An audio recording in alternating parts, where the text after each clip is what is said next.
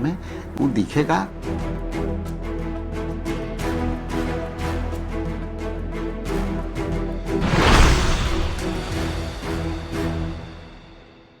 Team नहीं है, आने वाला समय में वो दिखेगा। काम करने की आवश्यकता है, हमको काम कर करके लोगों को जन समर्थन में कैसे जोड़ना है, कांग्रेस की विचारधारा को कैसे अपने तक लाना है। कांग्रेस इस बार बिहार की जनता की ए टीम बन के काम करना चाहती है और संगठन को मजबूत करना चाहती है और आने वाले दिनों में चुनाव में अच्छे परिणाम देना चाहती है।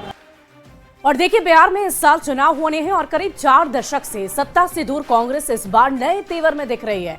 राष्ट्रीय पार्टी होते हुए कांग्रेस बिहार में आरजेडी की पिछलग्गू रही है, लेकिन कांग्रेस के तेवर से ऐसा लग रहा है कि इस बार राहुल की सेना ने धारणा बदलने की ठान ली है। लिहाजा चुनाव से पहले कांग्रेस में लगातार बदलाव किए जा रहे हैं। पहले प्रभारी बदले गए और अब प्रदेश अध्यक्ष भी बदल दिए गए। तो क्या कांग्रेस इस बार अपने दम पर चुनाव लड़ने की तैयारी में है? तो देखिए, बिहार में आरजेडी के साथ गठबंधन होने के बावजूद कांग्रेस ने अपने स्तर से हर मोर्चे पर बड़ी तैयारी कर दी है, जिसको लेकर कई सवाल उठ रहे हैं कि क्या कांग्रेस अपने दम पर चुनाव लड़ने की तैयारी में है।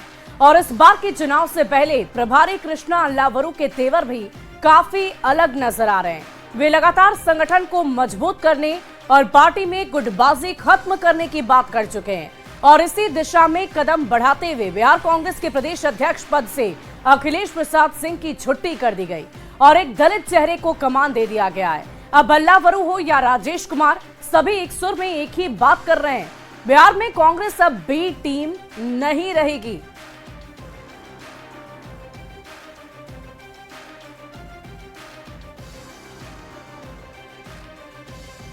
बी टीम नहीं है, आने वाला समय में वो दिखेगा। काम करने की आवश्यकता है, हमको काम कर करके लोगों को जन समर्थन में कैसे जोड़ना है, कांग्रेस की विचारधारा को कैसे अपने तक लाना है। कांग्रेस इस बार बिहार की जनता की ए टीम बन के काम करना चाहती है और संगठन को मजबूत करना चाहती है और आने वाले दिनों में चुनाव में अच्छे परिणाम देना चाहती है।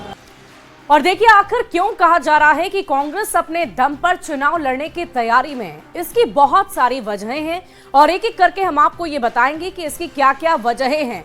और देखिए, सबसे पहली वजह यह है कि अखिलेश सिंह को हटाकर राजेश कुमार को अध्यक्ष बना दिया गया है। साथ ही साथ दलित को प्रदेश अध्यक्ष बनाया गया। चुनाव से पहले एक दलित को प्रदेश अध्यक्ष बना दिया गया है। राजनीति पर जोर से पहले, इसके अलावा चुनाव से पहले कांग्रेस का दलित राजनीति पर जोर देखा जा रहा है। कांग्रेस ने कन्हैया कुमार को पद यात्रा का चेहरा बनाया क्योंकि वो बहुत लोकप्रिय हैं और इसीलिए हर बार आप देखते होंगे कि चुनावी रणभूमि में कन्हैया कुमार काफी एक्टिव हो जाते हैं। पहली बार किसी बिहार प्रभारी ने लालू प्रसाद से मुलाकात नहीं की है और पहली बार किसी बिहार प्रभारी ने लालू प्रसाद से मुलाकात नहीं की। इसी को लेकर चर्चा भी सियासी गलियारों में हो रही है। बिहार में कांग्रेस बी टीम नहीं बल्कि ए टीम बनकर काम करेगी। अल्लावरू महिला कांग्रेस अध्यक्ष अलका लांबा बिहार में जोर लगा रही हैं, यानी कि एक नहीं बल्कि हर तरफ से जोर लगाया जा रहा है। राहुल गांधी 2 बार दलित कार्यक्रम में शामिल हो चुके हैं। दलितों से जुड़े दोनों कार्यक्रम में आरजेडी किसी तरह की कोई भागीदारी नहीं नजर आ रही है। कांग्रेस आरजेडी दोनों अलग अलग चुनाव की तैयारियां कर रहे हैं और बिहार में आरजेडी के पिछलग्गू के आरोपों से पीछा छुड़ाने की बात कही जा रही है और ये कहा जा रहा है कि किसी भी कीमत पर इस बार कांग्रेस बी टीम बनकर नहीं बल्कि ए टीम बनकर चुनावी रणभूमि में उतरेगी। और इसके बहुत सारे वजह हमने आपको गिनवा दिए और इन वजहों को देखकर यह अंदाजा लगाया जा सकता है कि कांग्रेस हर हाल में हर कीमत पर आगे बढ़कर इस बार चुनावी रणभूमि में उतरने की पूरी तैयारी कर रही है। और देखिए, बिहार में आरजेडी बहुत बड़ा दल है। हम आपको ये भी समझाते हैं कि कैसे ये सारी चीजें अभी चल रही है विधानसभा चुनाव से पहले। और बिहार में कांग्रेस का जनाधार कम हो चुका है, ये हम सब जानते हैं। और पिछले 2 दशकों से बिहार में कांग्रेस आरजेडी के सहारे चल रही थी, लेकिन अब कांग्रेस खुद के पैर पर खड़ा होना चाहती है। ये चाहती है कि वो अकेले अपने दमखम पर चुनावी रणभूमि में उतरे भी, वो भी ए टीम बनकर और जनाधार जो उनका खो गया है उसे वापस लेकर आए। बिहार में खुद के पैरों पर खड़ा होने को बेचैन कांग्रेस ने चुनाव से पहले 3 बड़े बदलाव किए हैं। कौन कौन से बदलाव हैं वो भी जानिए।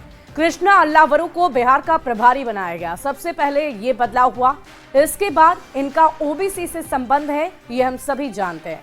दूसरा बदलाव ये किया गया कि जिस कन्हैया कुमार को आरजेडी से नहीं बनती है, उनकी आरजेडी से बनती ही नहीं, उस कन्हैया कुमार को कांग्रेस ने बिहार में सक्रिय कर दिया है।